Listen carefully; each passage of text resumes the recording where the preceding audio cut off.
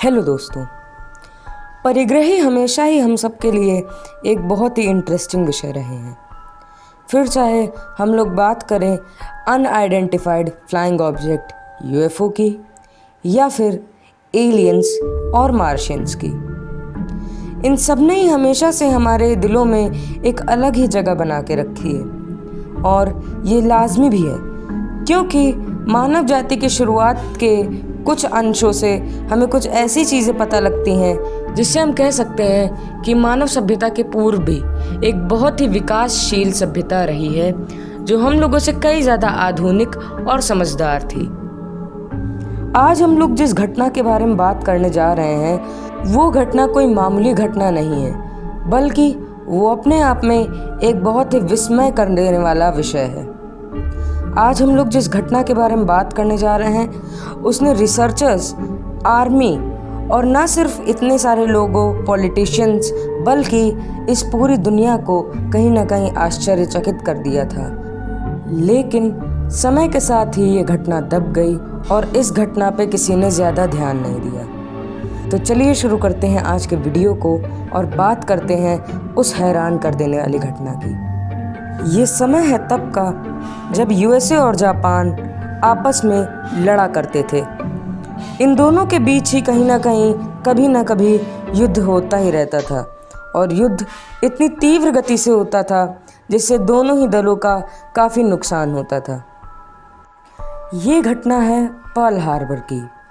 जो लोग नहीं जानते कि पर्ल हार्बर क्या है, आज के समय में वो भले ही एक हवाई की मशहूर जगह है, पर सन 1941 में या फिर उस दशक में ये यूएस की नेवी का एक बहुत ही बड़ा हेडक्वार्टर हुआ करता था।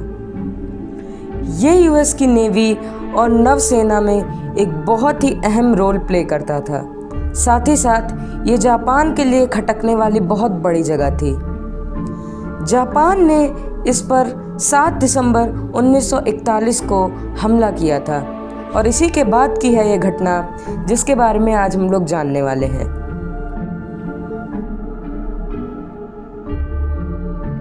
पर्ल हार्बर पर जापान ने जैसे ही हमला किया था उसी के बाद से लॉस एंजलिस पर एक हवाई हमले का खतरा मंडरा रहा था।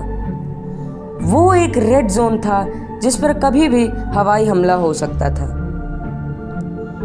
ये घटना है 24 फरवरी की रात को, जब पूरे शहर में अचानक से ही सायरन बजने लगे और विमानरोधी विमानों को आकाश में उड़ा दिया गया।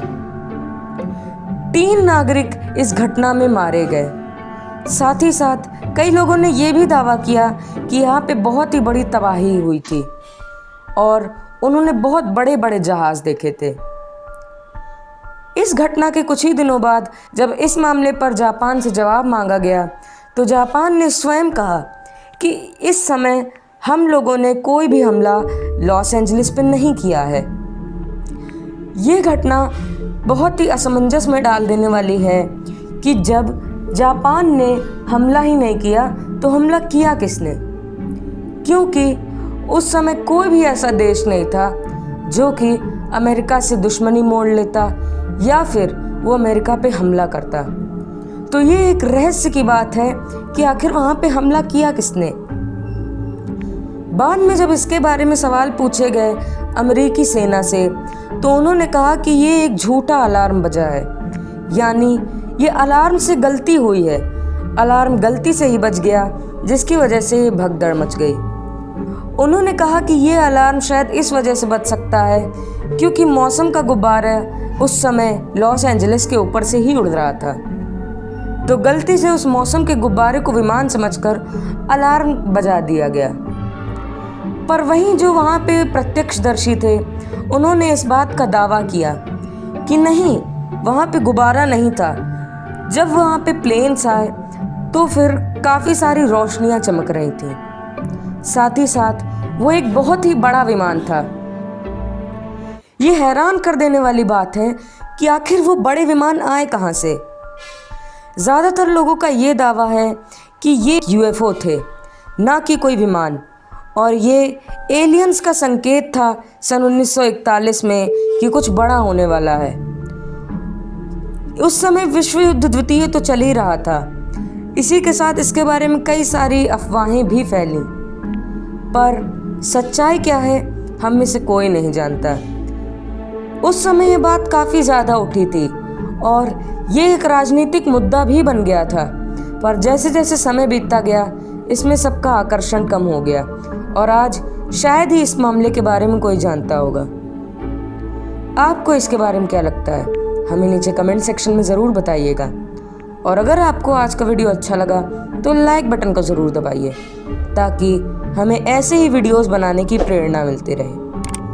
हम फिर से लौटेंगे एक ऐसे वीडियो के साथ, तब तक के लिए जय हिंद।